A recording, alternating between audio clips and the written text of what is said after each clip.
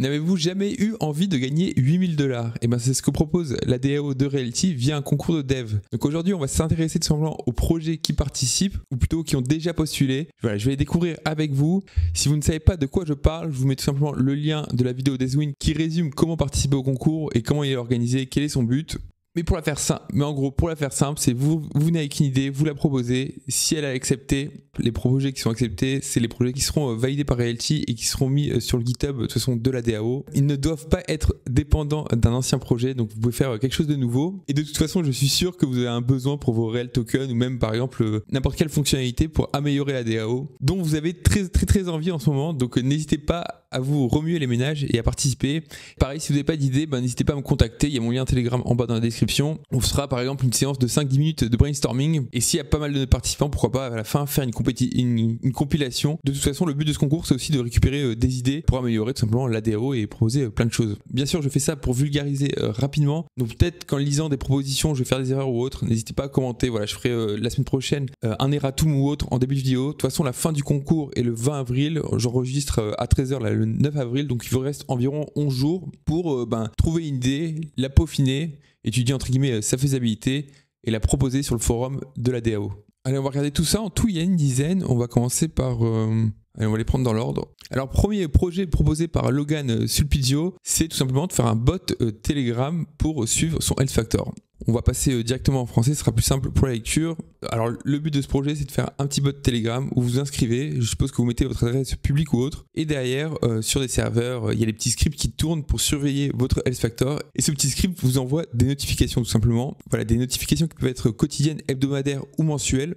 Pour savoir en temps réel, entre guillemets, son health factor sans être connecté avec par exemple son Rabbit Wallet ou sa Ledger. Voilà, pour intéressant du script, il ferait une estimation du temps avant la liquidation. Ah oui, j'ai oublié de le préciser, mais les délais du concours, une fois que l'idée est acceptée, vous avez 2 mois pour la faire et la passer en production, entre guillemets. Donc qu'elle soit accessible à tout le monde. Et c'est une fois que c'est validé par la DAO que vous toucherez la récompense en stablecoin. Et voilà. Et sachez que Logan est aussi la personne qui a développé le bot de Yam Cell Notify Bot. Donc si vous êtes familier avec l'écosystème de Realty, ça doit vous parler. Ok, donc premier projet, un bot pour suivre sa dette tout simplement sur le RMM. Et d'ailleurs, petit rappel, si ce contenu vous plaît, n'hésitez pas à liker et à vous abonner. Allez, second projet, toujours proposé par Logan, d'ailleurs il en a proposé 3. Voilà, et la seconde idée qu'il propose, c'est de faire un générateur de rapport PDF pour le YAM, c'est-à-dire d'avoir toute l'historique de ces transactions afin de faciliter leur analyse financière et le reporting de celui-ci. Ah, pareil, je ne vais pas rentrer trop dans l'architecture ou autre, je ne suis pas spécialiste.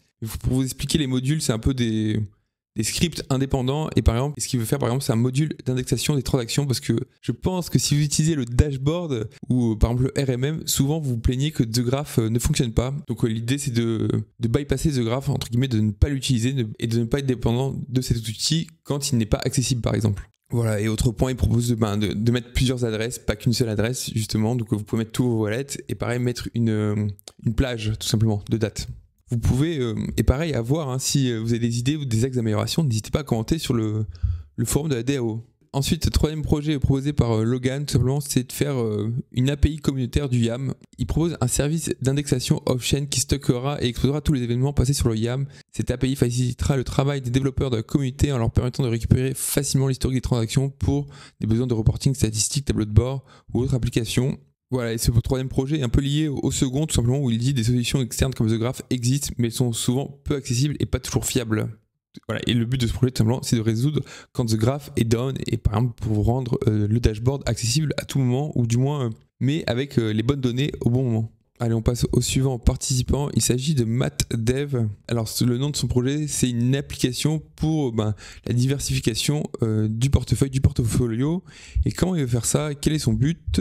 Cette proposition mise à développer une application web permettant aux détenteurs de réels tokens de mesurer et d'améliorer la résilience de leur portefeuille grâce à une meilleure diversification, autant pour moi. Voilà, et de ma compréhension, en fait, c'est de mesurer tous les risques d'un portefeuille, par exemple que ce soit de la longue ou de la courte durée, mais aussi par exemple la modification administrative des sections 8, ou plutôt le fait d'avoir des loyers subventionnés. Voilà, c'est un outil qui permettrait de voir les projections, les impacts de toutes ces modifications, pareil, sinistres, climatiques ou autres. Ce qui est intéressant aussi, c'est qu'il propose 2 évolutions, parce que voilà, il sait qu'il n'a que 1 ou 2 mois pour développer cette application. Puis ensuite, il se présente, il y a quelques commentaires, vous irez voir par vous-même, c'est à vous de faire vos propres recherches. De toute façon, le but de cette vidéo, c'est juste de montrer les idées et de et de vous faire participer, parce que c'est pas normal qu'il y ait que 10 participants. Après, je sais que c'est pas évident de trouver une bonne idée. Moi-même, je cherche des idées pour postuler. Alors ces deux-là, on va se les garder pour la fin parce que c'est du Solidity. On va aller voir le démembrement. Idée proposée par Blog qui propose le démembrement de ces réels tokens. Alors il y a la notion d'usufruitier, de nue-propriété ou autre. Alors c'est assez complexe et les commentaires par la suite lui rappellent que par exemple, en fait un réel token, c'est soumis à une législation et Realty doit respecter des choses comme le whitelistage ou autre. Donc en fait le fait de démembrer un réel token et de l'envoyer à quelqu'un d'autre, c'est pas si simple que ça. Bien sûr je fais un grand écart là, pour vulgariser, mais vous irez voir par vous-même et c'est super intéressant. En tout cas belle idée, comme quoi si vous avez des idées, vous pouvez les poster, peut-être qu'elles ne seront pas faites tout de suite, mais plus tard, voilà, quand le temps viendra, elles seront mises en œuvre. Et maintenant, on va aller voir le projet de SPK qui a pour but de faire un digesteur des rapports de loyer, une synthèse élégante on et off-chain. Elle a mis des petites images et tout, il a travaillé, il a fait des mock-ups entre guillemets. Moi je découvre avec vous, on va lire ça. Objectif, fournir un rapport PDF clair et élégant compilant les loyers hebdomadaires perçus via Realty. Les rapports rentomatiques peuvent être fastidieux à analyser, surtout quand on cumule plusieurs propriétés ou wallets. Alors je suis totalement d'accord, c'est illisible, même si c'est détaillé et il y a toutes les infos. Ce projet propose une application web simple où l'utilisateur saisit son ou ses adresses de wallet pour générer automatiquement un rapport synthétique et exploitable. Motivation, ce projet répond à des besoins concrets des token holders. Disposer d'un document lisible, pertinent et utile, pouvant aussi servir de justificatif administratif, exemple déclaration fiscale. Il s'inscrit dans une logique de comptabilité personnelle pour simplifier les bilans annuels et les déclarations de revenus. Aujourd'hui, compiler manuellement ces données est chronophage et source d'erreurs, surtout avec un portefeuille croissant. Tout à fait d'accord. Après, il indique les fonctionnalités prévues, générer un PDF, conversion crypto to fiat, avec un listing on et off-chain, voilà, pour avoir, je suppose, le hash ou le transaction ID, tout simplement pour justifier, par exemple, un paiement d'un loyer. Alors malheureusement, je n'ai pas l'image en bonne qualité, mais voilà à quoi ça ressemblerait. D'ailleurs, pourquoi il y a 4 fois la week 1 en 2024, une fois la week 3, je pense que ça va être juste des copies-coller pour imager, pas d'importance. Voilà, c'est assez simple. Une ligne, une propriété, une colonne, une semaine. Mais après, vous pouvez faire des correspondances, par exemple, savoir combien vous avez touché pour une holding particulière. Enfin, qu'importe. Voilà, donc s'il y a des spécialistes de la technique qui se disent « Oh là là, mais Baptiste, il dit n'importe quoi, il fait des approximations ou autre », je pense que vous pouvez quitter directement la vidéo parce que là, on va s'intéresser à Solidity, tout ce qui est mécanisme de blockchain ou autre. Donc je vais certainement pas tout comprendre, mais n'hésitez pas à me commenter, à me corriger. Je vous rappelle que la semaine prochaine, je ferai des corrections, même pour faire un suivi des projets. Pourquoi pas, hein, si ça se trouve, certains projets diront non, mais au final, j'annule. Mais surtout, je suis sûr que vous allez proposer plein d'idées et vous allez participer en tant que dev. Proposition d'Alex, je crois que c'est Alexis, Real Token Aggregator, qui propose un système en Solidity modulaire et évolutif pour agréger les soldes de Real Token conçus pour l'écosystème Realty. Fonctionnalité principale. Sur un principe similaire au wrapper utilisé avec le RMM, autant pour moi, ce système permet d'agréger des centaines de Real Tokens émis par Realty. Lecture complète en un seul appel par reader des soldes d'un utilisateur, adresse des tokens, nom, décimal et solde. Alors il y a une étoile, je ne sais pas s'il y a une annotation, mais je ne l'ai pas trouvée, mais tout simplement pour vous expliquer rapidement, il va faire un wrapper, un smart contract. D'ailleurs, je rappelle qu'en Solidity ou sur la blockchain, quand vous faites un script, vous faites un petit vous faites un petit dev, votre code, vous le déployez, et c'est immuable, vous ne pouvez plus y toucher. Hein. Donc ce petit code, il tourne et dedans, il aurait une fonction qui s'appellerait reader. Alors je ne sais pas si elle prend des paramètres d'entrée ou autre, je suppose que c'est une espèce de un wrapper par utilisateur. Ou peut-être pas du tout, et en fait, tout simplement, cette fonction vous retourne les adresses des tokens possédés par le wallet en question, les noms des tokens, pourquoi pas, à décimal, je suppose que c'est juste pour savoir le solde ou la quantité, par exemple. La fonctionnalité principale est également compatible avec des wrappers Real Token RTW, donc si je dis pas de bêtises, ça c'est les wrappers du RMM pour extraire des soldes déposés sur le RMM, enfin c'est marqué après, et donc il y aurait l'adresse de tous les tokens, donc je suppose mis en collatéral, et le solde tout simplement mis en collatéral. Le tout 100% on-chain, sans The Graph, sans backend et de manière instantanée. Donc voilà, on sent que The Graph, son heure est venue. Ok, architecture du système. Alors pareil, architecture Solidity, je n'y connais rien. Alors premier fichier, il y aurait Real Token Balancer Reader. Tout simplement, je suppose que c'est ce qui irait lire dans cet agrégateur, ce wrapper. Et Real Token Aggregator est le contrat principal qui gère dynamiquement une liste de readers, gère une liste d'adresses de wrappers Real Token RMM, fournit une lecture centralisée et structurée des soldes utilisateurs. Et après, voilà, vous avez des fonctions pour ajouter des tokens. Je suppose qu'il y en a pour retirer ou autre. Ok, cette fonction est tout simplement pour ajouter les nouveaux Real Tokens qui seront listés. Par exemple, Voilà, j'enregistre cette vidéo mercredi, vendredi il y a une vente, nouveau token, nouveau smart contract, il faut l'ajouter à l'agrégateur. Vérifie si chaque token est déjà listé via isListed, ok, enfin c'est juste une sécurité, parce qu'au final ça doit fonctionner comme un hash, c'est pour pas avoir deux fois la même clé ou autre. Tente de l'ajouter dans un reader existant, si tous les readers sont pleins, déploie automatiquement un nouveau reader, évite des doublons grâce à un filtrage interne. Pareil, il y a des fonctions principales pour gérer les admins ou autres, ceux qui pourraient tout simplement modifier cet agrégateur, par exemple en ajoutant un nouveau real token qui serait listé. Je suppose que ça fonctionne comme ça. Voilà, et après il n'y a que deux fonctions entre guillemets de lecture pour récupérer les informations. Et déploiement, il nous dit une transaction pour déployer le contrat real token agrégateur. Donc je suppose que c'est pour pousser le code sur la blockchain USDC. Une transaction par batch pour enregistrer les real tokens initialement via add token in reader. Donc en gros on pousse le code. Parce que voilà, c'est un agrégateur, entre guillemets, il n'a pas de base de données ou autre. Et on lui pousse tout simplement tous les tokens à ajouter dans le reader, enfin dans l'agrégateur, autant pour moi. Les contrats reader sont automatiquement déployés si nécessaire. Capacité max de 500 tokens par reader.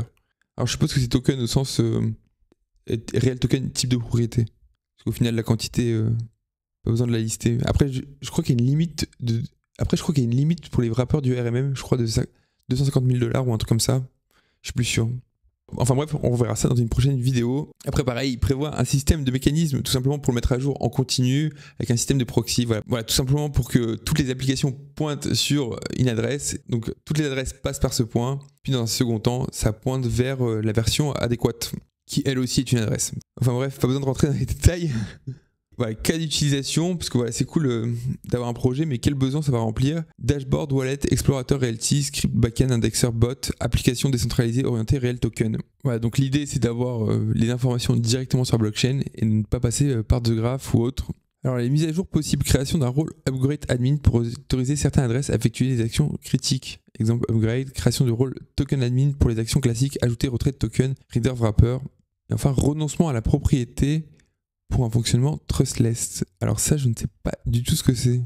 Donc avantage, aucune dépendance à The Graph ou un agrégateur externe, récupération on-chain instantanée, fiable, toujours à jour. Donc pour moi, intégration facile dans les outils, smart contract égale pas de panne, sauf si vous avez un RPC qui fonctionne, qui n'est pas down. Ensuite, dans les inconvénients, il nous dit utilisation limitée à NewsChain pour ce contrat, ne gère que les soldes wallet et RMM. Concrètement, il n'y a pas les pools de liquidité. Après, je pense que peu d'utilisateurs utilisent les pools de liquidité ou autres. Du coup, peu de retours clients pour un utilisateur qui utilise un dashboard et qui dirait ah, mais j'ai pas cette donnée ou autre. Il faut ajouter les nouveaux tokens au fil des lancements, automatisables simplement via un bot. Wow, bah voilà.